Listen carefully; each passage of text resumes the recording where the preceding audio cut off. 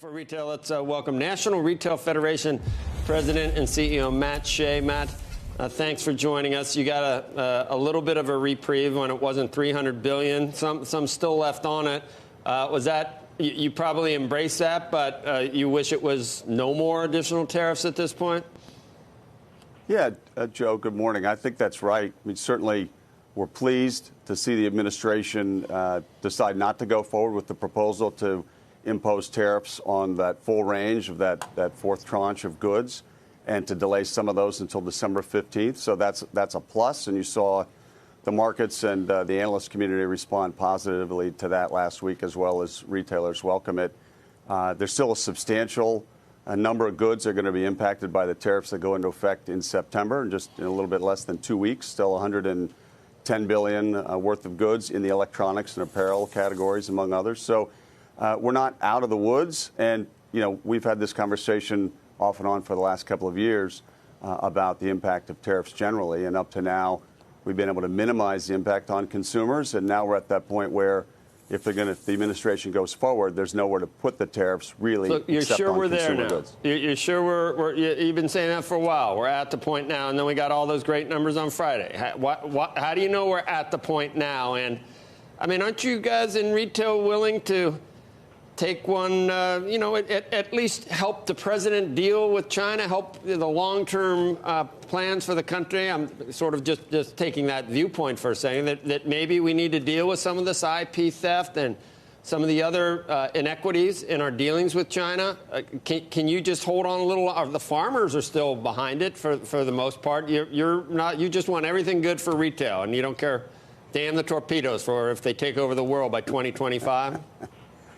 No, Joe, I guess we're at the point where if the tariffs go forward, they're going to only be going on consumer goods because that's really all that's left. You want them everywhere or you don't want them anywhere?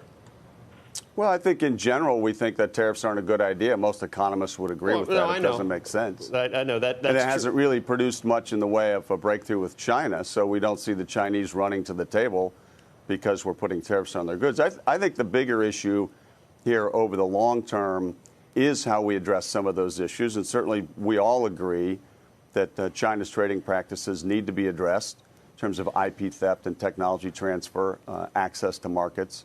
So those are all good things to be talking to the Chinese about. We'd rather not pursue the go-it-alone approach. Let's get back to sitting down with our partners around the world and putting some pressure on China. And we do have a very strong consumer right now, as Courtney alluded to, and as you've been talking about this morning. But we're pleased that through conversations like those our members have had, you referenced Tim Cook's visit with the president, I think the administration recognizes the potential danger of pursuing additional tariffs on these consumer goods, and there's no point in threatening the economy, which is very, very strong right now, and consumers are in a very good place. Pretty amazing that Macy's is at $16 a share had a scary forecast in terms of what people were expecting. And then you get Walmart. It just had a great day when it reported. So it's the people that you try to help in terms of being a spokesperson for the National Retail Federation. It's certainly not a monolith at this point. There's some people that it's the best of times, worst of times. Yeah, I think that's very true. And, Courtney alluded to that in the piece, talking about how the way in which the American consumer shops has evolved pretty dramatically over the last few years, and the rapid rise of e-commerce. You saw Walmart posted incredible numbers in terms of the growth on their e-commerce site. I think you're going to see a couple other retailers post some interesting numbers this week. And so there's lots of activity on that side of the business. But the way we all shop today as consumers is it's converged in a way that we don't make that same distinction anymore. And the companies that are operating in certain segments with certain real estate and capital footprints have to try to make that change very, very quickly. And that's why we're experiencing some of those changes out in the marketplace. You're talking about the amount of retail space in the retail space. I think that's an issue that we're going to continue to see play out over the next few years. Well, I didn't know the NRF had an office up in Nantucket. Is that you got an office up there? You at work? What's the deal? No, I wish we had an office up here. It would be nice to be up here once in a while. Oh, nice. So you're just up there, just sort of chilling.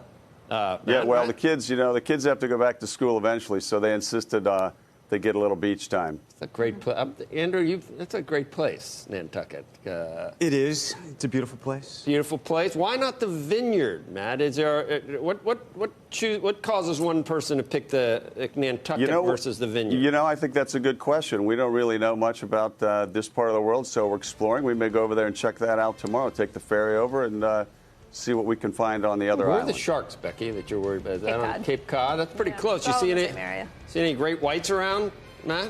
Not yet. No, I hope Good. we don't. Keep it that way. We're going to try to avoid them.